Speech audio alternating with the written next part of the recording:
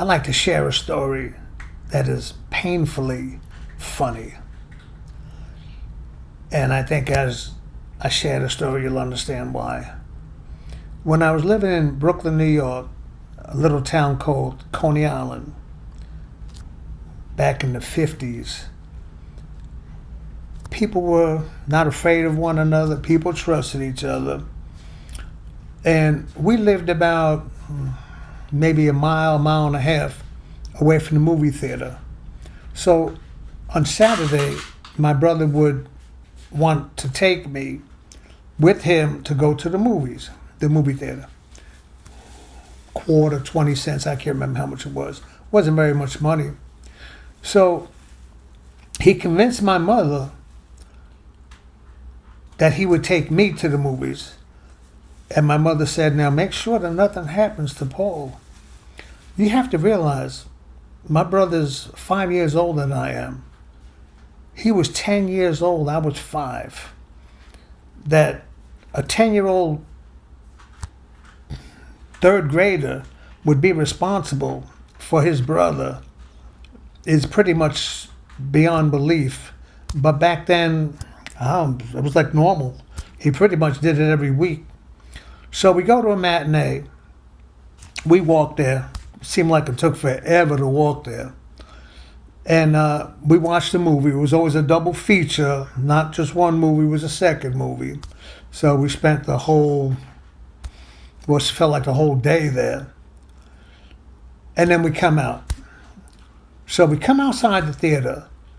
And here's where it gets a little hazy, depending on who tells the story, my brother or myself.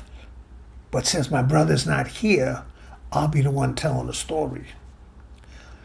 He says, Paul, wait here 1 second. I'm going inside. I want to get the flyer for what's going to be playing next week. Fair enough. Okay, all right, I'll wait. He said, now don't move. I said, okay, all right, okay. I can do that. So I stand outside the theater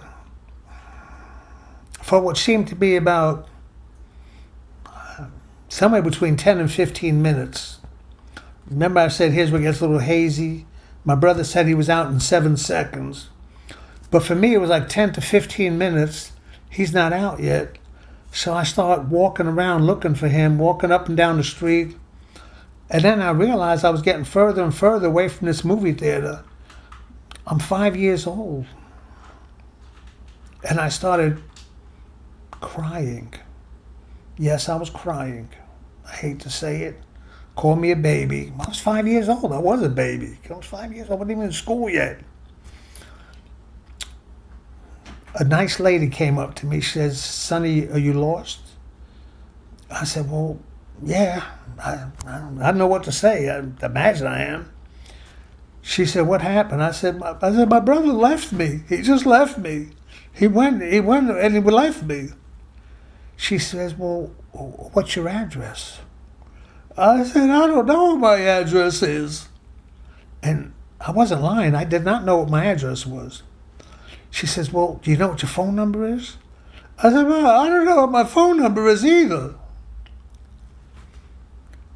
She said, okay. She said, well, if I was to take you, would you be able to take me to where your house is? I said, well, yeah, I think so. Because it was a long ways away, and I really had never gone by myself. But I thought I could make this turn, that turn, and somehow find where I lived, you know. I lived in Coney Island. It was an apartment projects. It was like 20 buildings, and but I did remember what building it was.